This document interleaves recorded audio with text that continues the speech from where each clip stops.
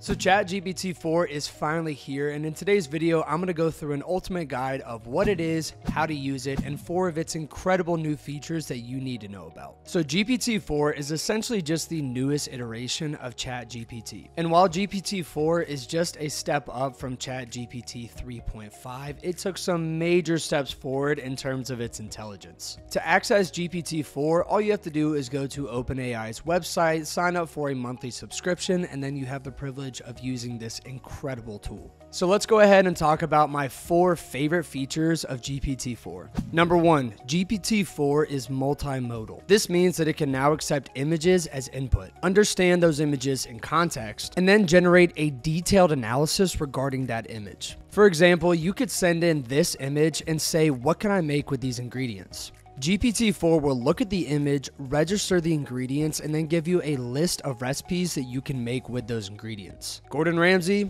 you better watch your back. Number 2, GPT-4 is much smarter than other GPT models. It was trained for 6 months by Microsoft's Azure supercomputer, and it is scary intelligent. It scored in the 90th percentile of the bar exam compared to the last rendition of ChatGPT only scoring in the 10th percentile, which is a pretty massive jump in intelligence. It also scored in the 99th percentile of the biology Olympiad test. Additionally, GPT-4 can pass almost every single AP exam that's out there, so it's safe to say that this thing is pretty smart. Number 3, GPT-4 can write code in any of the major programming languages. The CEO of OpenAI actually showed off this feature in a recent demo. He sketched out an idea for a website on pen and paper, took a picture of it, and then submitted it to ChatGPT-4, asking if it could give him the necessary code to turn that into an actual website.